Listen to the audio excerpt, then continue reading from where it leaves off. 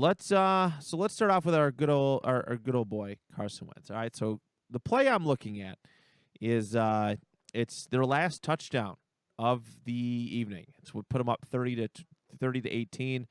Carson Wentz hits Pittman on like 3rd and 7. But we're gonna take a look at it in just a little bit. But again, the psychology of the play is what I really want to look at. So I'll explain that in a moment. Let's go and take a look at that play right now. He finds in the game. Fake it to him. Wentz going all the way in the end zone to Michael Pittman for the touchdown. And the All right. So that start at 1:37. Yeah, 1:37. That play started at, or 11:37. Okay. All right. So why I chose this play? So all night, well, at least early in the evening, on 3rd downs, 3rd and longs and stuff, Carson Wentz and the Colts were throwing like these little screens, just trying to get some yardage, get them in a little bit closer in the field goal zone. And on this play that sold it, you know what I mean? Frank Reich has been very conservative with his play calling this year too, and it would not have surprised me if Carson just went there. But he faked it. He faked the screen. All right, they did the screen several times throughout the day, and they knew that San Francisco knew it was coming, and actually set up everything pretty perfectly. And I'll show you what I mean with that. So our formations, everything that we got going on here, we have 11 personnel. All right, yes, 11 personnel. That's Jack Doyle on the bottom of the screen, or the left part of the offensive line. All right, it's shotgun trips right, but it's a bunch formation. And I told you guys how much I love the bunch formation. It's very cool.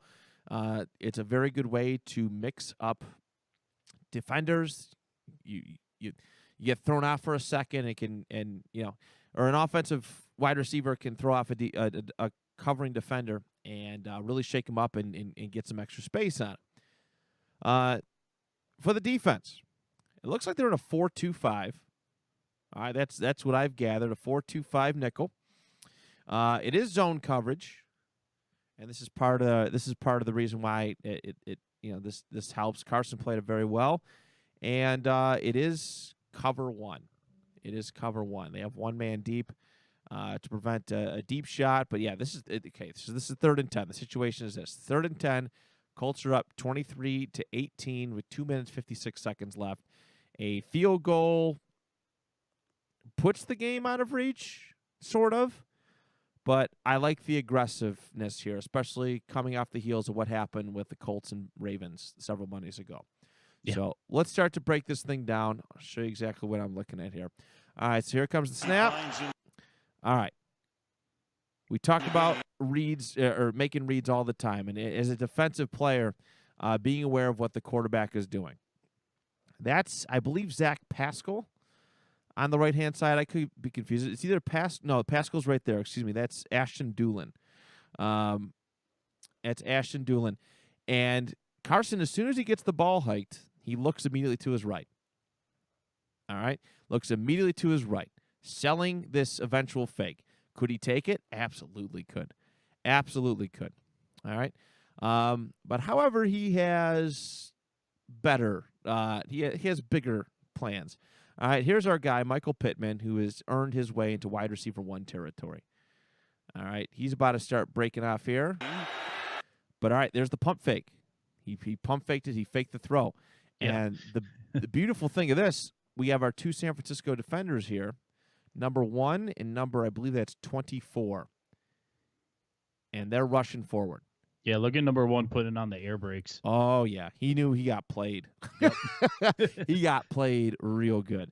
All right. He came in. And what this does is allow Pittman to get one-on-one coverage, which we know at this point that Pittman can succeed in one-on-one coverage. We watched him catch a pass over a dude and score a touchdown against the Ravens. He caught a pass while getting hit, while defensive pass interference was happening to him. Pittman is that dude. He has great hands, and one-on-one matchup is exactly what they want. All right, Carson sees this, and Pittman is his guy. Great protection. All right, Eric Fisher's over here. We got Nyheim Hines ready to pick up some blocks. That's Doyle picking up the block, and Eric Fisher's just standing there kind of waiting for anything. He's got plenty of space to do work. Take it to him. And Wentz takes a chance. And you got to keep in mind, too, how rainy this was, right? Rainy games, and this is really, really rainy. And rainy games, passing is not the best way to go, technically. But look at this. All right, Pittman is wide open. Well, he's pretty open. He's going into some coverage. All right, you're gonna see like a safety or just a defense. I'm pretty sure it's a safety.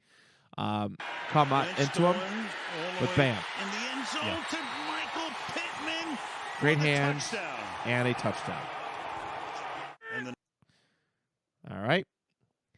The psychology is the play calling. All right, everybody loves to criticize the non-Marshawn Lynch touchdown run for Seattle. But psychology called for it, and just the Patriots were well ahead of it.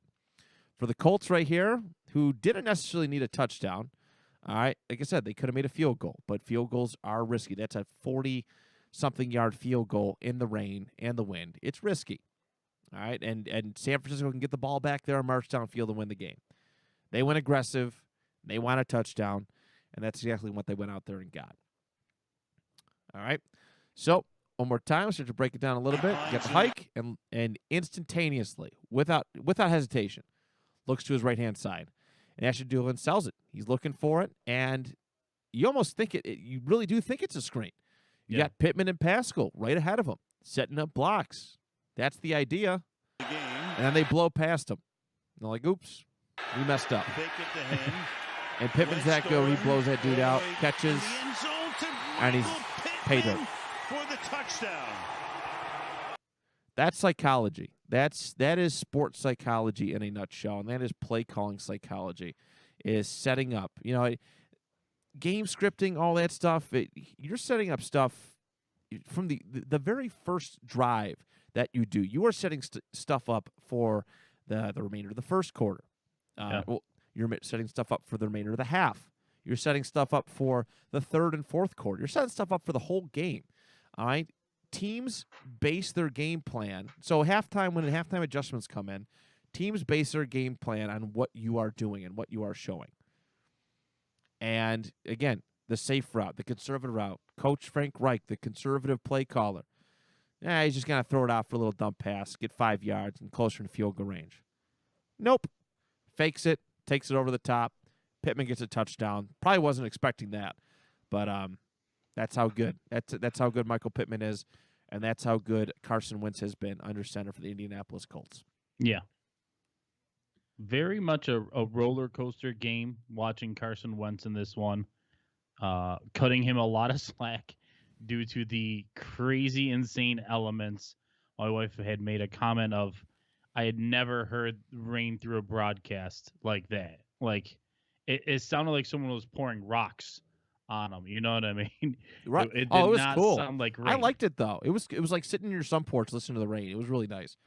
It had a nice vibe to it. I liked it. And it was just pouring buckets. So my question is, does Wentz normally wear gloves? I don't think he does, actually. He did in this. He did, right. Yeah. I'm not sure what the deal with that was. I feel like he usually plays barehanded. I don't remember if I've ever seen him with gloves. Yeah, I'll have to look at another clip from another game. I'd have to. I mean, like I said, we've done film study on him before, so just take a look at that. It might have been situational, but I'm sure it damn well helped. Right. Well, yeah. I mean, the Garoppolo's hand size completely came into play in this game, and I'm not even trying to take shots at the guy, but I mean, he was struggling. For sure, he was. For sure. And Wentz, big old Wentz, there. He's what he's handling. The massive gloves that he puts on. You know what I mean? I feel like you're alluding to something. I have no idea what you're talking about. But a little innuendo. I liked Wentz's bounce back in this game. I was happy for him. I was happy for the Colts because it started out rough, man.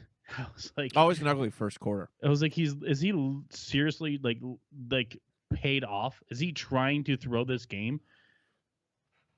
Yeah, things got shaken up. I know Taylor fumbled early, and then he Yep. technically fumbled. And they recovered, right? He technically fumbled. Hmm. Well, no, they fumbled the snap, but that interception they ended up determining it a fumble. Ah, okay. They ended up the NFL whatever ended up saying it was just a fumble. It was tipped. It was tipped. But yeah, shovel pass is not Carson Wentz's game. So No, not Hey, quite. But that's a part of Wentz that you want to rein in, but you'd never want to eliminate. No, I agree. I listen. I love his. I love that he's taken off. I love that he's running. I'm loving his passion. I was just talking on my Colts fans and Bills Land podcast earlier, and Darius Leonard's the emotional leader of this team, but Carson's bringing it on the other side of the ball, which is something that we desperately need. So I love to see it. Very proud of Carson Wentz. I've never been happier to be wrong in my life. Never been happier. So. 319! 399! Hut! 33! Yeah, spot. Blue 50!